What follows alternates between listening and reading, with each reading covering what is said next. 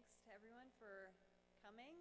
This is LSBE's first in-person event, I think, a large event in 18 months, so feels kind of exciting. First time I've been wearing heels in 18 months too. So I'm Monica Haynes, thanks, Director of UMD's Bureau of Business and Economic Research at the Leibovitz School of Business and Economics, and the chair of the Leibovitz School's Outreach Committee. The Outreach Committee helps connect LSBE students to outstanding business leaders and the broader community. One of our most important tasks is coordinating the Distinguished Speaker Series. Distinguished speakers are high-caliber professionals with unique and relevant experience that we invite to campus to share their insights with our LSBE students, staff, and faculty, as well as the broader UMD and area communities. On behalf of the Outreach Committee, I'd like to thank Karen Diver, Senior Advisor to the President for Native American Affairs at the University of Minnesota, for taking the time this evening to speak. And thanks to all of you for attending this special event. Please note that following Ms. Diver's prepared remarks, we'll have about 10 to 15 minutes for questions, so be sure to save any questions you might have until that time. It is now my pleasure to bring to the stage our Leibovitz School of Business and Economics Interim Dean, Praveen Agarwal, who will be introducing Ms. Diver.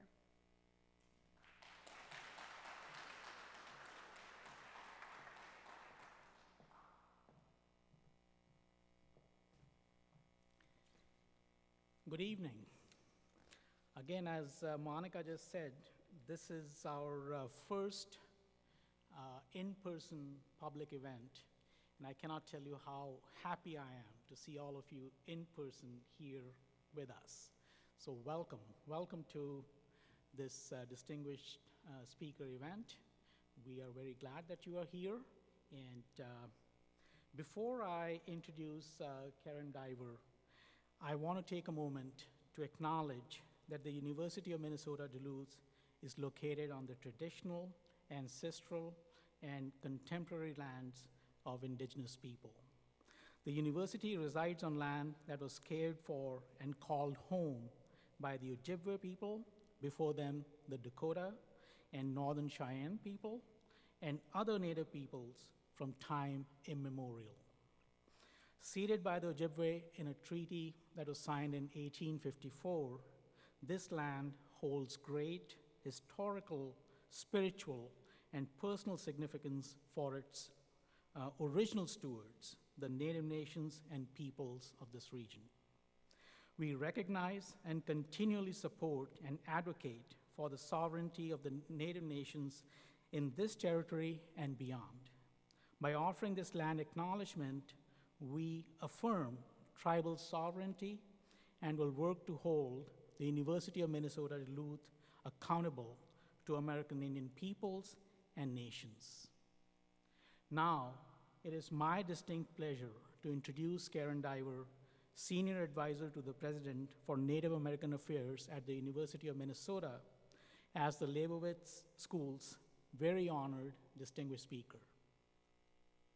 In her role as a member of the senior leadership team, Karen reports directly to President Gable on Native American affairs that include initiatives such as serving tribal nations and helping them build their workforce, determining respectful research partnerships, and attracting and retaining Native learners. Previously, Karen was the Director of Business Development for Native American Initiatives at the University of Arizona and the inaugural Faculty Fellow for Inclusive Excellence for Native American Affairs at the College of St. Scholastica. She was an appointee of President Barack Obama, serving as special assistant to him on Native American affairs. As part of the Domestic Policy Council, Karen assisted with interagency efforts, policy, and regulatory changes to benefit 567 Native tribes. She served in this position from November of 2015 until the end of the Obama administration. Karen served as chairwoman of the Fond du Lac Band of Lake Superior, Chippewa from 2007 to 2015. This position is elected and serves as chair of the tribal government and CEO of the reservation's corporate boards. The Fond du Lac Reservation is the second largest employer in northern Minnesota, with over 2,200 employees. Additionally, she served as vice president of the Minnesota Chippewa tribe, which is comprised of 6 member bands, and she chaired its finance corporation. Karen currently serves on the boards of Harvard's Honoring Nations and American Rivers. She is an LSBE alum, graduating with a bachelor's in economics. She also is a 2002 Bush Leadership Fellow and received a master's in public administration from the Kennedy School of Government at Harvard University. Ladies and gentlemen, Karen Diver.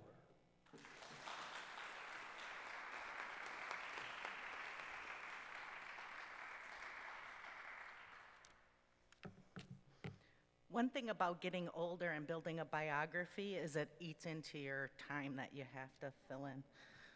If you can all please take a piece of paper and put your name right here so we can approximate Zoom a little bit. The rapid transition is a little difficult.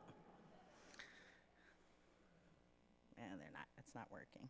I too am delighted to see people and actually hear feedback and to see you if you are playing on your phone or sleeping. How many students are getting extra credit to be here? I want to decide how much work I should make it for you. They're not telling. Anyway, thanks for having me. I'm always delighted to come back to UMD. I didn't enjoy it as much when I was here the first time, frankly. I was a terrible student. I was surviving. I was a young mom. I took a lot of credits. I actually didn't want to be an economics major. I wanted to be a computer science major. I was actually kind of good at it. Came across one professor who couldn't empathize with a young woman being here as a young mother and trying to survive, and I changed majors rather than having to deal with that professor. It's a part of the reason why I'm committed to working in higher ed now. It's not students, it's people, it's customers, it's our community, it's our future. And what we need to bring to the table as an institution needs to reflect all of that. And sometimes we really like our bureaucracies, right? And I can say this from a fairly learned point of view. I mean, I've worked at small bureaucracies up to the largest bureaucracy, right? The federal government and the executive branch. And we like our rules, and we like our policies, and our regulations. And if we start at the beginning, when I was that young mother trying to make my way, and trying to get on my feet and trying to be economically self-sufficient and personally self-determined, what I saw was policy, rules, and regulations that was designed to keep me out, to keep me flat, to keep me poor, to keep me segregated. I could be somebody's worker, but I couldn't be somebody's leader. And everywhere I turned, there was somebody making decisions that affected my life. Whether it was a woman at St. Louis County who controlled my income because I was on welfare, and she told me, you can't go to college, you need to go to vocational school. I won't approve your plans for school. And me having to figure out a way to do it and be even more poor because I didn't have the support of the system. To people like that teacher who decided that her power over me was more important than my education and my ability to finish that class and to show empathy. And I need to tell you that even from the beginning, it outrages me. And I've been lucky. I have been lucky because what motivated me was that daughter. I had to do better. I had to persevere. I had my parents who overcame their own barriers as Indigenous peoples from Fond du Lac to make me be able to have a chance And I almost squandered it by my choices. But nobody gets to decide those things for you. So I had a healthy sense of outrage. Some would say I got a little pissed off on occasion. I know the Karen meme didn't come till later, but I'm not responsible for all of it. But what I was an advocate for myself, right? And so I can see that these things were baked in, but they weren't necessary. And so I started my career after leaving here, a little bit in government services, but then I landed at the YWCA in Duluth with a mission of empowering women and girls and the elimination of racism. So Native young woman, I can get into all of that. And, you know, it was a small organization with a big mission that had kind of lost its way, and I loved it. I loved reminding them that there is, if we don't look at, as women, we can't talk about gender equality without talking about racial equality, that these things are intertwined, and connecting those dots. But then I also had to be representative, right? There was no getting around being in an organization like that, of talking about being Native American and what that means in Duluth, you know, where it's the largest group of color, even though they're on their own homelands, right? And so when I would seek out opportunities for leadership, whether it was on boards or whether we were working in partnership, it was inevitable.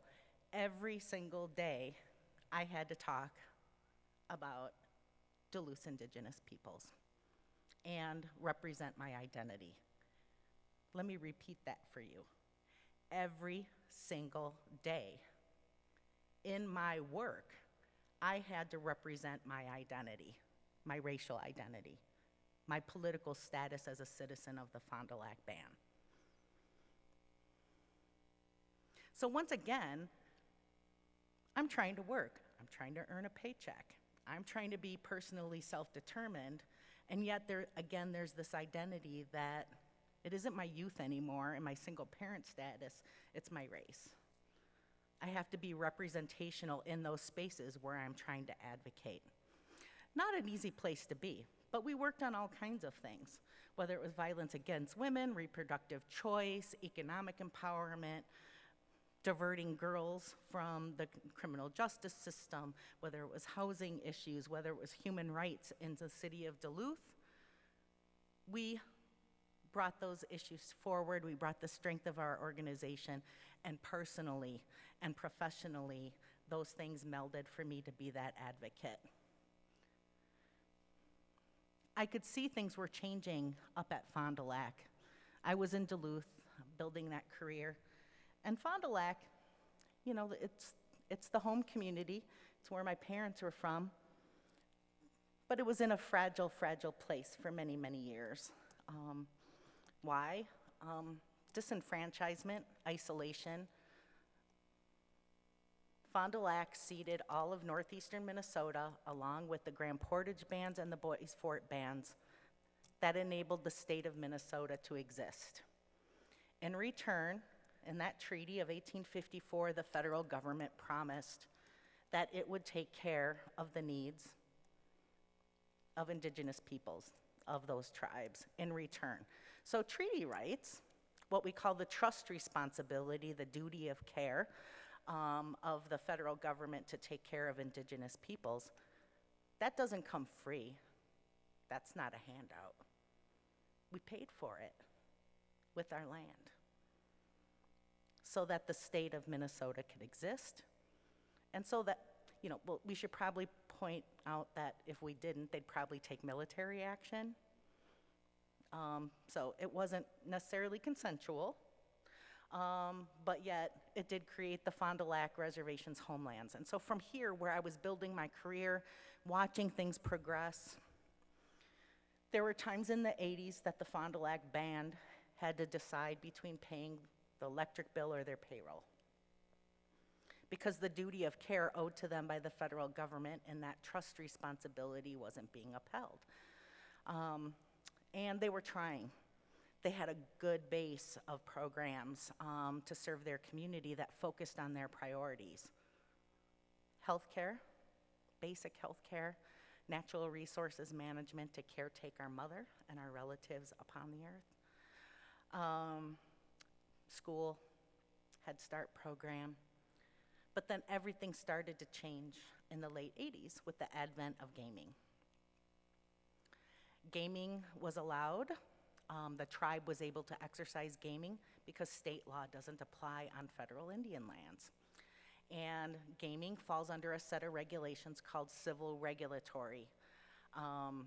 Criminal prohibitory law applies on reservation lands because of a federal law, but civil regulatory law belongs to the tribe for them to self-govern. It's something they always did as sovereigns and can continue to do, and was recognized in those treaties, the signing of those treaties, as well as interpretations from the Supreme Court.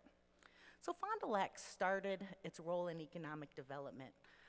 It had had some smaller enterprises, a construction company, things like that, but all of a sudden they had their own treasury.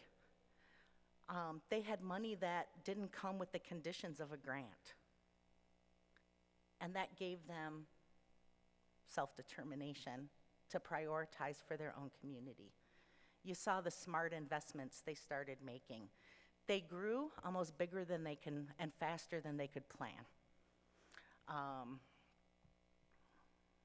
Investing in everything from expanding the elderly nutrition program to directly get at nutrition for our elders to help with their chronic conditions and help with their longevity, to scholarship programs, building houses, improving those healthcare facilities, getting into a partnership for a tribal college, and just really smart taking care of their people, improvements in their government services. So I'm looking at all of this from here, and I want to help. If I have to be representational every day, and I'm learning all this cool stuff as a part of my career, I'm learning, how to be an advocate, how to run programs, I'm learning financial skills. We're talking about, entrepreneurship and small business development and workforce development and justice issues, and it's like, I'd like to do that with everything I've learned. I'd like to bring those skills home. And I knew that they really weren't succession planning, and I could see that somebody should. So I go to graduate school at the Kennedy School of Government.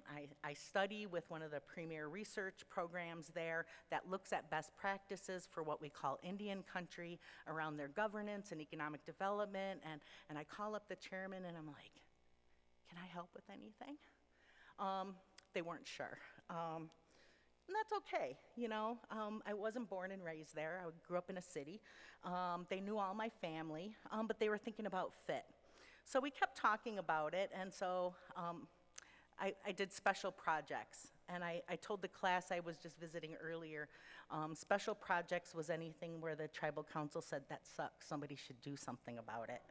Call that diver girl, she can do that. So I did interim management at a bunch of different departments, everything from the hotel to the construction company, helped them start up some new enterprises, filled in at the Head Start and community centers, and I was just learning and helping with skills that they needed at that moment, whether it was interim management skills or strategic planning or problem solving, and I was learning and having fun, and guess what?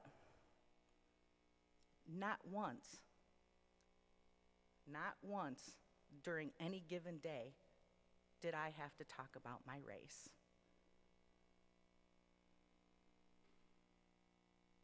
It felt so good. I mean, there was a lot of other things that might not have been going so good, but that felt really good. It felt like there was something off of my shoulders, a burden I had to carry where I could just be what I was as a professional and lend my skills to that organization. Interestingly, everybody I'd met in Duluth while building my career was still calling me, we need new board members. Karen, is there another Indian you can, like, you people need to meet some new people. Come on, branch out. I can't be the only one you know. But in too many instances, I was. And it made me sad. But I could let that burden go a bit and do my work. Somewhat of the rest of the story. I ended up running for chairwoman. I thought I can contribute. I didn't think it would work, but I thought I'd try to run for chairwoman, and I did it. And then I had to do that job. And there was a ton of lessons that I needed to learn and new things to learn about the reservation. I had to learn about the complexities of the federal government and how the tribe interacted with them. We are a regulated people in so many ways. And plus all of our funding comes with requirements as well. We have all of these interjurisdictional relationships. The care and the way we implement it to serve our citizens within our community, where we are called to do it with flexibility and options, and sometimes be creative, to understand that for us, self-determination and sovereignty means just because we have rules, it's our duty, if they don't work, to change them. And because we are self-governing, we could do so. We could figure out how to make exceptions when one size doesn't fit all, so none of our community members got left behind, or to react to whatever special needs that they had.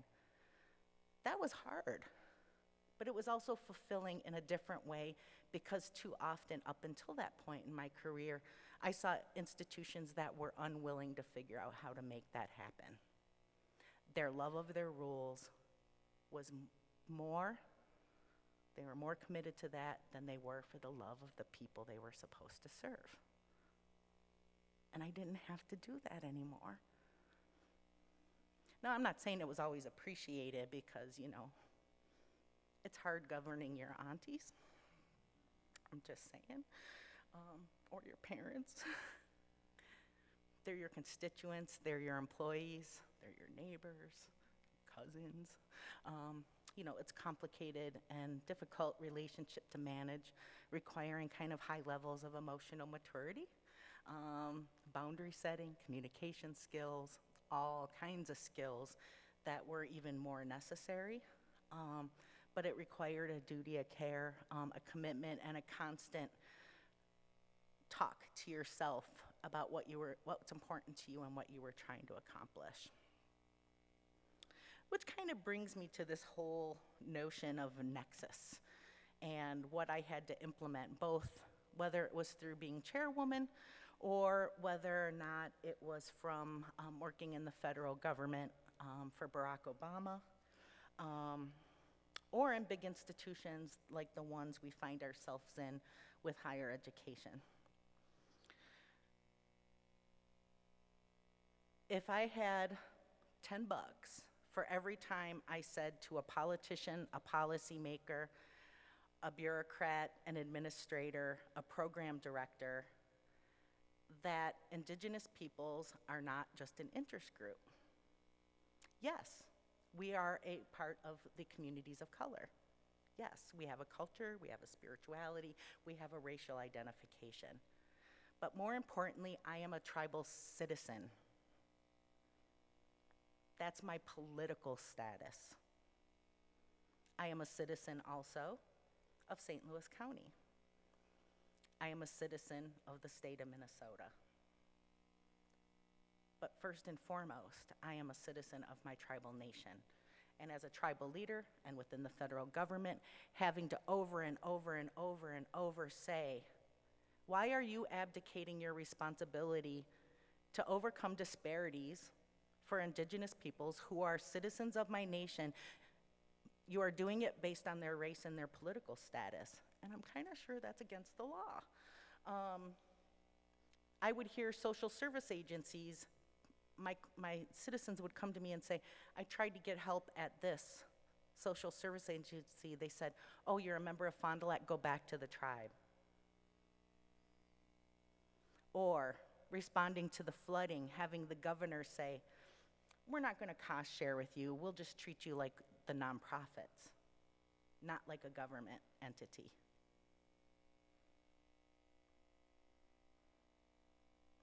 Over and over and over.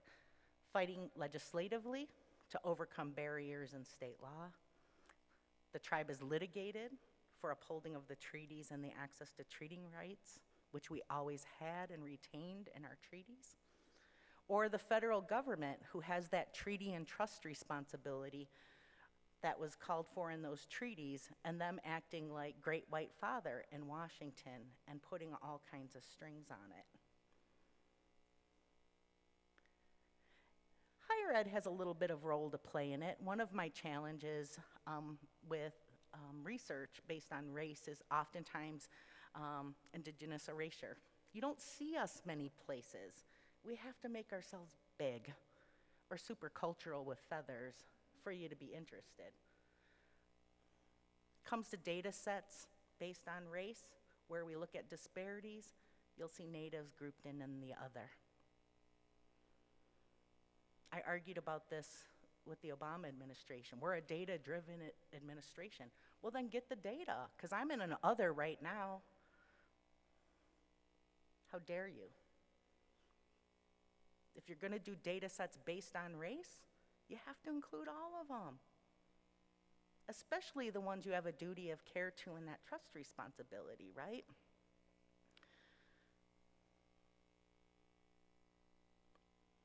Everything started changing for the tribe.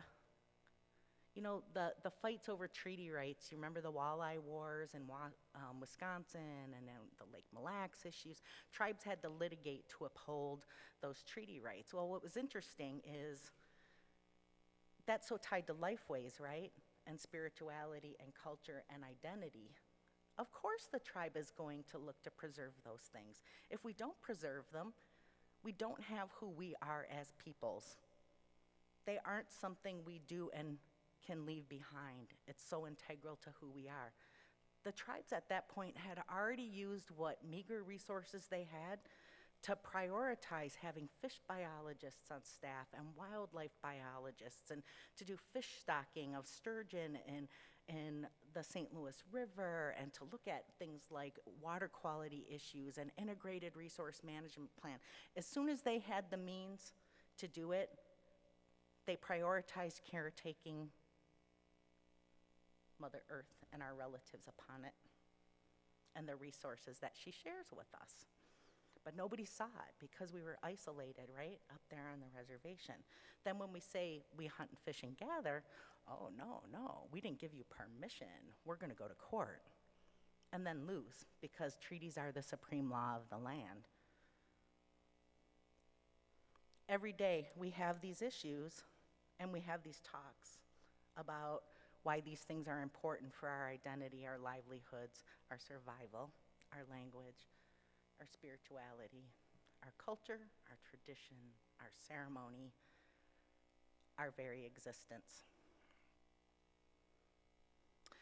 Gaming kind of changed some of the conversations interjurisdictionally, and I talked a little bit about what the tribes did, how Fond du Lac prioritized for themselves, and all of the tribes did this. Not all tribes did gaming, of course. Less than half of them do. Many of them are very rural. They're little more than jobs programs, or might add a little bit to the treasury. Some are quite wealthy. Most are not. In fact, far fewer have created wealth, that kind of wealth. Most of us, it gives us a good chance for some opportunities. Interjurisdictionally, the conversation started changing. It wasn't ever, we're worried about your poverty and your isolation, Fond du Lac Band. You know, we offer tax-free zones, but my goodness, your whole reservation is a tax-free zone. And you have a tribal college. Maybe we should talk about economic development and job opportunity and workforce development together. Where can we partner? Your community is our community. How can we create win-wins off reservation and on reservation? How can we talk about inclusion and not seclusion? Why are your graduation rates not great from the school districts around here? That's a problem. Our tribal neighbors, their children deserve the same opportunities. Having a dropout rate of 50% or more is not acceptable to us. How are they going to grow economically when they're a large economic driver in the region if we're not helping them develop that next generation of workforce? Those are not the conversations we have. They sound kind of good though, right? And logical and kind of commonsensical. Kind of like a rising tide lifts all boats and disparities are bad. We call ourselves Minnesota nice, but the conversations in reality that I ended up having were, you should pay us for providing policing on the reservation. We need this. Will you give us money for that? So what I heard was conversations where people wanted to talk to me about something we earned that they did not help with, where they were not providing any solutions that were priorities for tribal government. They wanted to be extractive. That's not a partnership. That's economic apartheid, right? That's using us. And so that got tiresome, right? Because now, well, with my community, I don't have to talk about race, that interjurisdictional relationship that I have to implement and that advocacy within these larger systems. So I go to, I come here and I get an economic impact study. I know what's important to people. It's the money, right? So let's tell them about it. Let's talk about our economic impact.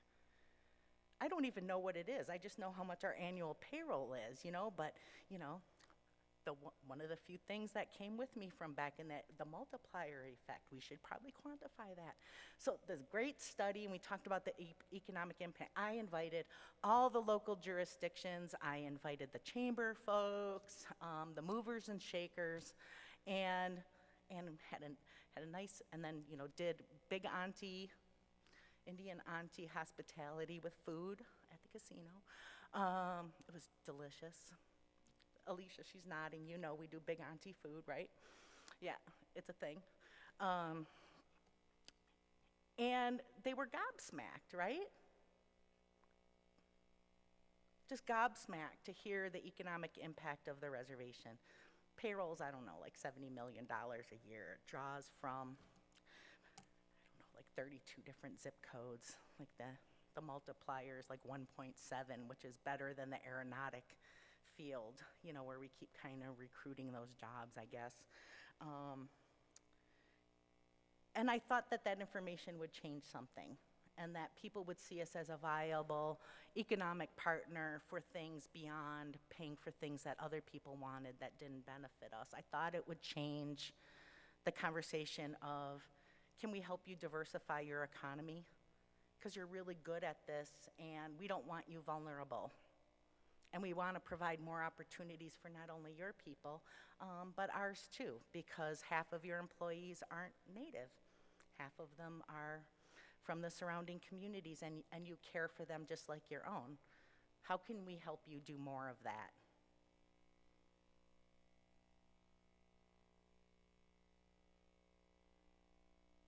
Do you think I heard from anybody? Even with that knowledge in hand, that we were quite successful, doing it right and smart, full benefit package, fully paid health care, affordable family coverage, ridiculous amounts of paid leave. Don't have to worry about paid family leave. They're generous. I don't even want to quantify it. You'll all want to work there. Okay, you all want to work there? I could probably help you with that. But anyway. So if they weren't calling me with this information in hand, which quantified what so clearly was important to them, money, then what could it be?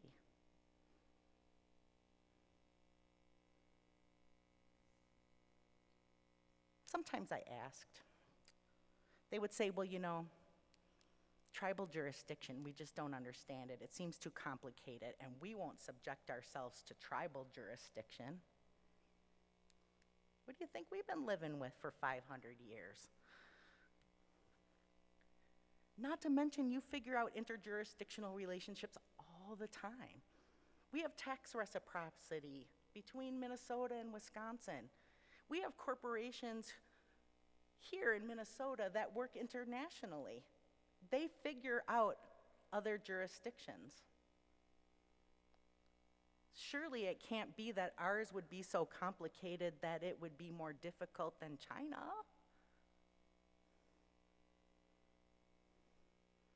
I mean, it's not in Ojibwe. All of our laws are in English. I could see that being a barrier because that's hard.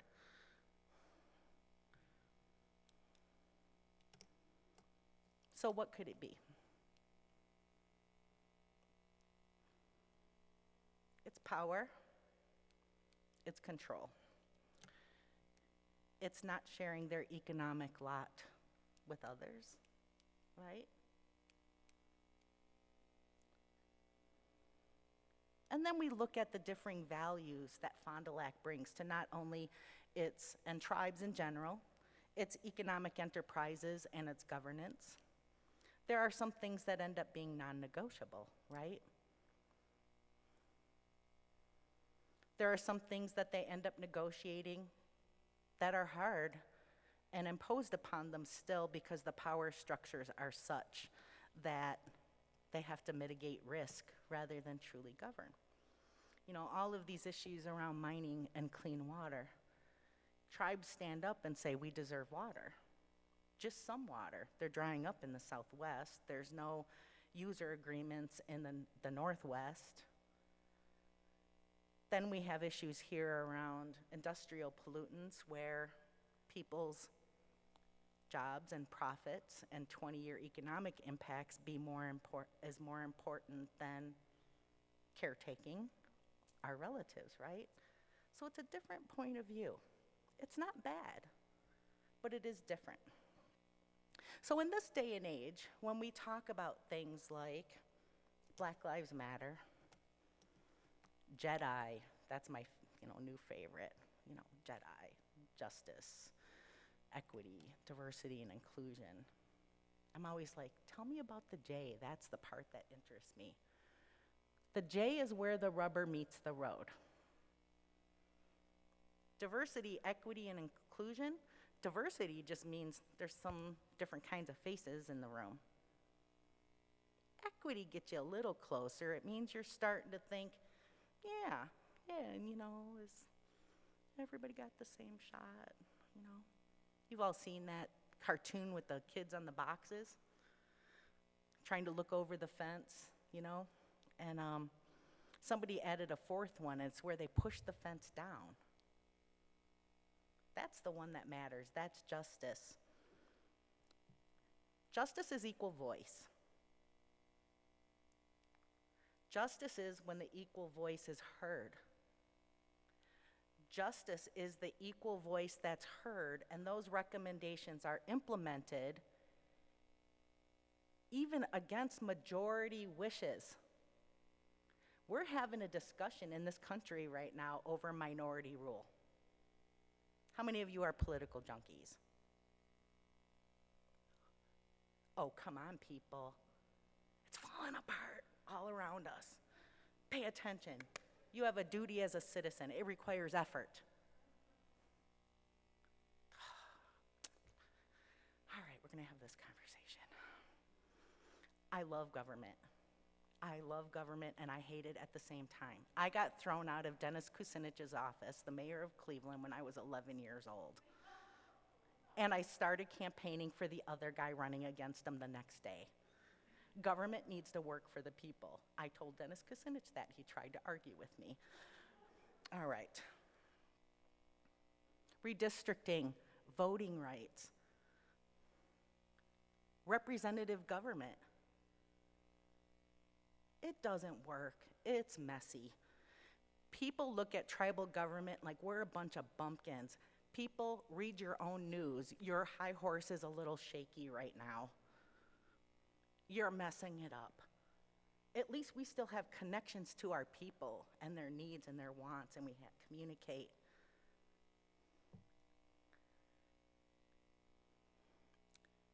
More people are represented by fewer representatives in Congress. That's what redistricting is about, right? So without things being able to function properly, and I'm not telling you where it's going, but without things functioning properly, right now it's a minority rule government. That's not the way it's supposed to work. If we are ever going to be about justice in this country, whether it's full economic participation, whether it's full racial participation, whether it's full social representation, then our government needs to work. And the baseline for decision-making will always have to be, how does this affect the least of us?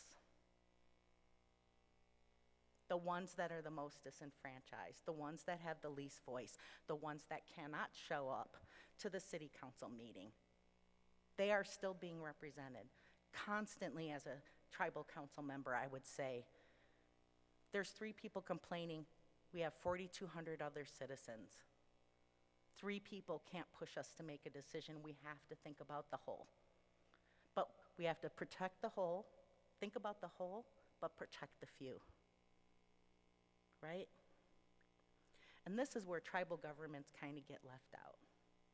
You know, there's some discussions around Duluth being a climate hub. In fact, we had these here at UMD before the pandemic, and it keeps getting increasing kind of interest, and actually there's people moving here because of the climate. They're gonna have a great winter. Should really tell them the mosquitoes are so big, so big.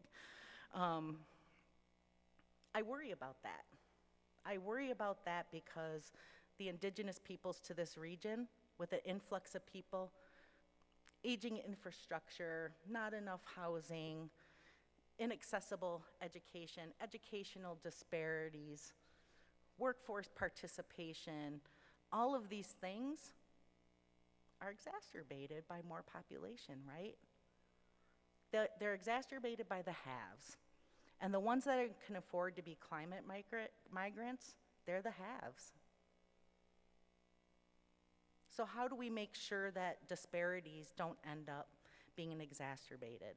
You know, I get real wonky with it. I'm like, can we preserve some wildlife corridors up on the Iron Range? Because if they're gonna start parcelizing, you know what I mean? We're gonna be messing up habitat, treaty rights, you know, all of that. You know, but then it's as basic of, you know, do people have a decent place to live? Are they gonna be able to feed their families? What about that social safety net that comes with judgment and can determine people's futures because they can exercise power? What's that social safety net look like? So my goal here today, and I'm about ready to take questions, but one final thought. If we are serious about having the conversation, and we should be, right? We should be. Things haven't progressed that much in this area since my parents had to leave because nobody'd hire my dad, young Indian man, right? I can walk all through Duluth into places of business and not see an indigenous person. I can be in classes here and guest speak and see a few. I see Renee Van Nett. I see her as the president of the city council. I celebrate her. She is authentically herself and has made no compromises around who she is and what she is there for, and that is justice. And she is an Ogichidakwe, that's a warrior woman. I see Peggy Flanagan. Not enough. I know so much about, I've had to learn about Western society. My husband's Norwegian. I kind of want to learn hardanger, that's that embroidery. I'm curious, right? Because it's rich. Well, I'm not eating them weird dumplings they eat every Christmas. No. But it's the richness that will make us more welcoming. The inclusion will make us better. We may see solutions to those things that we just haven't gotten right. There are other ways of knowing. There are other ways of knowing.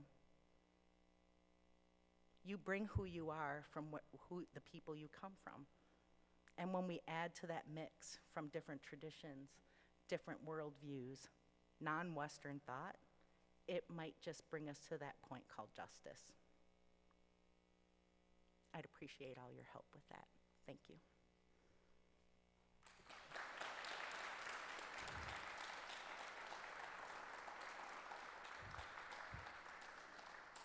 apparently we have questions, and I'll be graded on this later.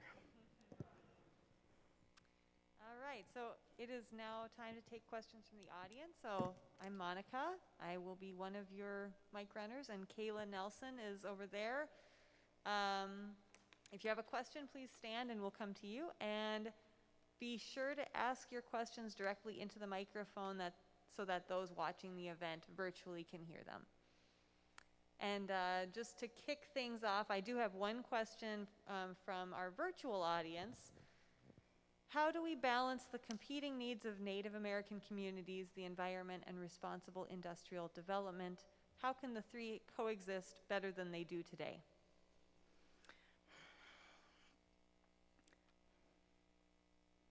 I actually think we're making it harder than it needs to be. So what are tribes and indigenous peoples wanting to have addressed in these issues?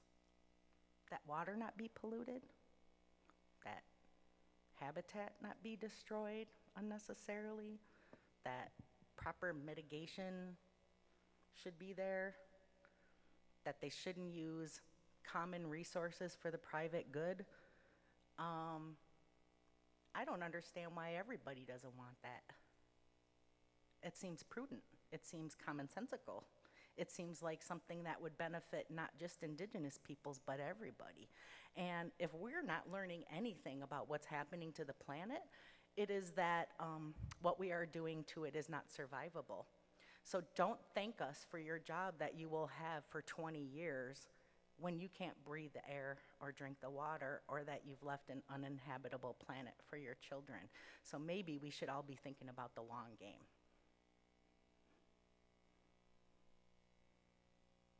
That's all I got to say about that. Any audience questions here? All right, I can ask another submitted question. I'm going to try and take the microphone off here, so please bear with me with the sound. Okay. So another audience submitted question from online. What advice would you give to students in the audience? And what is one thing that you feel every college student should do before they graduate?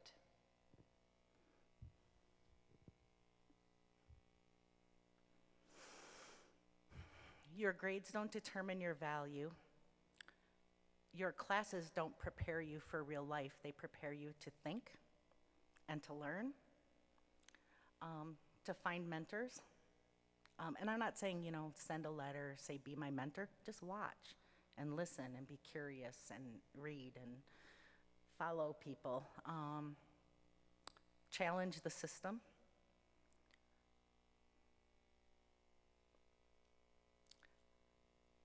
You will have to learn how to apply what you are learning here at some point in really kind of concrete ways.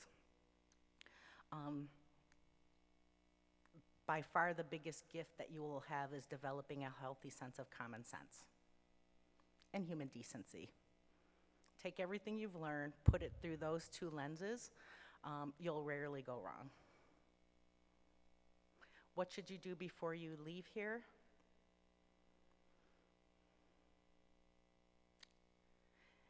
I still have friends from college. Meet new people. Get out of your comfort zone. Try something new. Take a class that's not required just because it interests you for one of your electives. Push yourself to think in new ways. Take off the lenses you were given and try on a new set.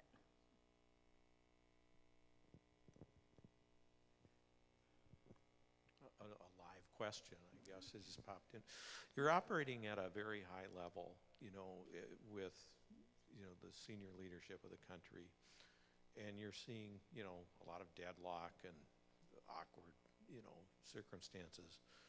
I'm hoping you can tell us maybe what are you hopeful about as you interact at that level and observe these people?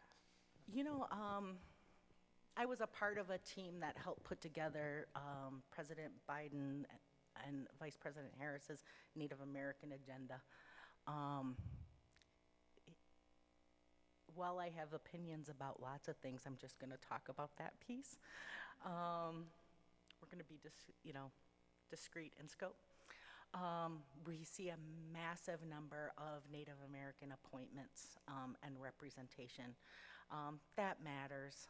It matters to the policy solutions, the regulatory solutions, just the atmosphere and the conversation. Critical mass means that they're not walking around by themselves, and that mantle I spoke of earlier is made a little lighter because they have colleagues and community there.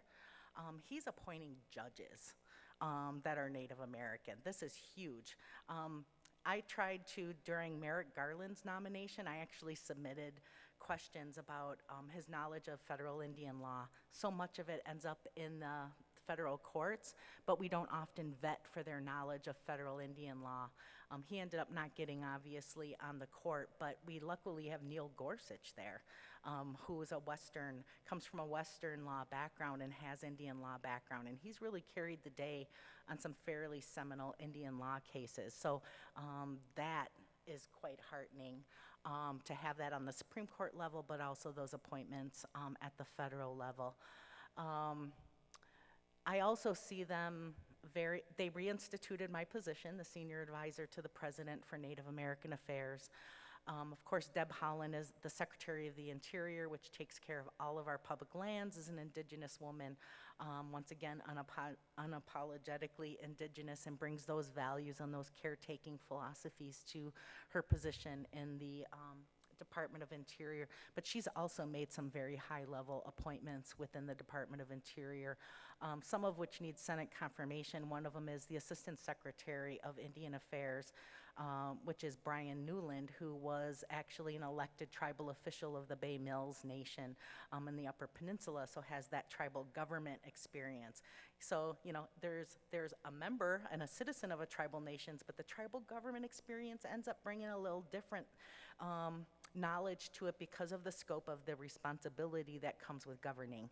So having that there in an important position like that is just going to be a fundamental change for what Department of Interior, as well as the Bureau of Indian Affairs and the Bureau of Indian Education, both answer to that position. So I'm actually really heartened. When he says his administration will look like America, his data tables went all the way through natives. Yay! So I'm really heartened for our tribal communities. Thank you for asking. In my environmental and ecological justice class, there's been this idea proposed of decolonizing the law. And I guess I'm curious if you've heard of that and if you have an opinion on how we can do that while supporting Native populations and their care for the land. Decolonizing the law? Oh, I mean, Indian law is fundamentally flawed from the beginning. The three seminal Indian law cases for Indian country are what's called the Marshall Trilogy. And this said, tribes are sovereign. I'm paraphrasing here. Tribes are, yes, they're sovereign, but they're domestic dependent nations. Treaties are the supreme law of the land. And yes, the federal government owes a duty of care to tribal nations. But cited in those one of the three seminal law cases by Justice John Marshall, hence the Marshall Trilogy, he cites as foundational to his decision about the domestic dependent nation status of tribes, in that when the United States was formed, it was done so under the Doctrine of Discovery. The Doctrine of Discovery is actually a papal bull issued by the Vatican that sent explorers around the world on behalf of the church and the crown to gain wealth, and they were, by this papal bull, it was said that they could seize lands and riches from any lands where there were not Christians. That's what they did here, right? What's one of them weird little constitutional things that pop up right away? Oh my goodness, separation of church and state. But yet here's a Supreme Court justice citing the Doctrine of Discovery, which is a religious document. You know, it's like danger, danger, Will Robinson, right? So if you want to decolonize American law, you kind of got to start all the way back at the beginning, right? But that doesn't mean you can't make it more just. So Maggie Blackhawk, she's got some great scholarship about constitutional law and tribal nations and sovereignty. I suggest you look her up if you're interested in federal Indian law and constitutional law and that nexus. There's lots of things we need to decolonize. If what you mean decolonize is that native erasure, respecting our sovereignty, and allowing us the systems that allow us to thrive and participate and be self-determined, then yeah, that's what we should have. And then I'm going to talk a little bit about the land acknowledgement. And I'm not preaching to the, I know I'm preaching to the choir here, but I keep telling people who want to do land acknowledgements, I get a request about 3 times a week to help us with our land acknowledgement. And I'm like, I'm more interested in what you're going to do to change things. It's a nice feel-good moment to do a land acknowledgement, but it's performative. It's putting a BLM sign in your window if you don't plan on doing anything else. It's a nice start to build awareness. Don't let it be the end of your efforts, please. Anything else? Any more questions? Got time for one more? Come on, hit me We have with one it. over here. Okay. Hi, what do you see as the best opportunities for economic and industry growth in Northeast Minnesota and Northwest Wisconsin, from your opinion? I don't know if I know the answer to that. I think it would require somewhat an analysis of our available workforce and their skills and their interests, and then kind of building those systems to align. I do know that everything changed with the pandemic now that we know we can handle remote workforces. Now we just need the broadband infrastructure to allow folks to fully participate, because once again, there's a divide there, right? And so,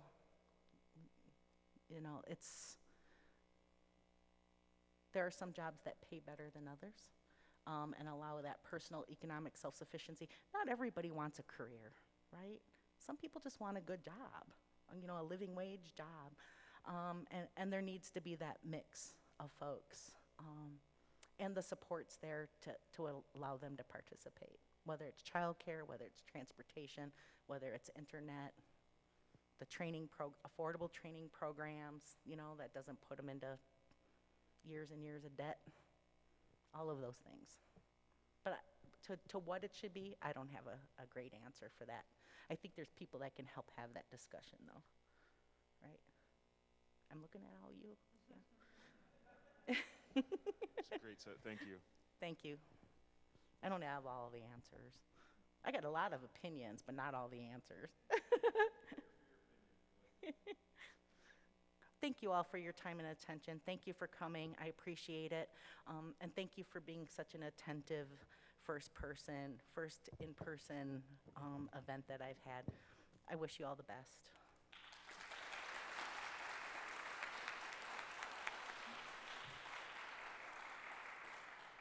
Karen, thank you so very much for those thoughtful and thought-provoking remarks. We very much appreciate it.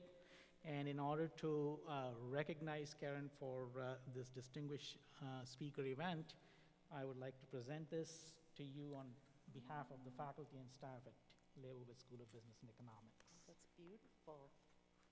Ooh, it's heavy. Thank you. Thank you so much. Thank you so very much.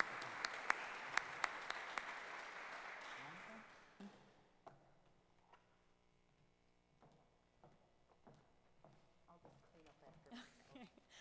So thank you again, Karen, for your time this evening and the insightful conversation. I want to let everyone know that the event has been recorded and it will be shared later this week on LSBE's website and social media channels. I also wanted to note that any LSBE students watching the event virtually who wish to receive passport credit may take a snapshot of their computer monitor showing that they're logged into the event, and then send that picture along with your student ID number to the passport program email account, which is get ready for it, alphabet soup here, lsbepp@d.umn.edu. Before we leave, I just want to acknowledge all of the Outreach Committee members for their hard work making this event happen, and thank you all again for attending. Have a lovely evening.